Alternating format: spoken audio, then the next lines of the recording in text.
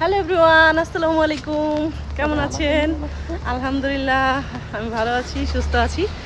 আজকে চলে আসছিলাম দেশি শপে আমের জন্য, যে গতবার মানে আশি আশি করে আর খাওয়া হইলো না, যা আশা হয় না খাওয়া হয় না।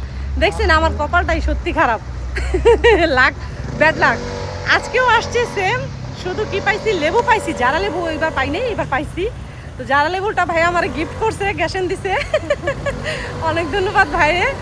আর হচ্ছে আমি লিচুটা নিচ্ছি, কারণ বাচ্চারা লিচু পছন্দ করে, ওরা নিলেই। আর লিচু বেশি করে নিলে সমস্যা কি, লিচুটা থাকে না একদম, পরের দিনই চুকলাগুলো শক্ত হয়ে যায়, ছোলা যায় না। তো এই জন্য জাস্ট 1 কেজি নিছি, মানে 1 প্যাকেট নিছি।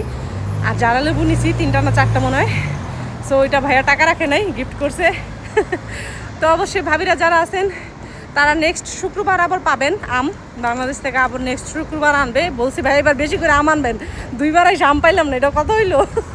গতবার নেই হচ্ছে ওয়েটের জন্য, বাট এবার ওয়েট বহন করতে আসছিলাম, কিছু করার নাই, নিতে হবে, খেতে হবে।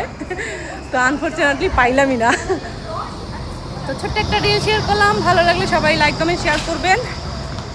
আর যারা ভাবিরা আছেন সুইজারল্যান্ডে, সবাই দেশি শপে চলে আসবেন। ভাইয়ের ব্যবহার অনেক ভালো, আর বাংলাদেশি খাবার এর স্বাদ অতুলনীয়, সেটা সবাই জানেন। আর আম হচ্ছে আমাদের বাঙালিদের দুর্বলের একটা জায়গা। সো আল্লাহ হাফেজ, আসসালামু আলাইকুম।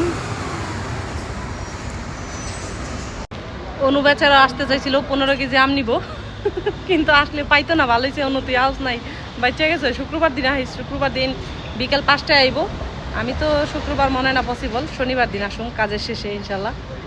দেন হচ্ছে এইবার আম মিস করা যাবে না, 2বার মিস করে ফেলাইছি, এটা হইলো।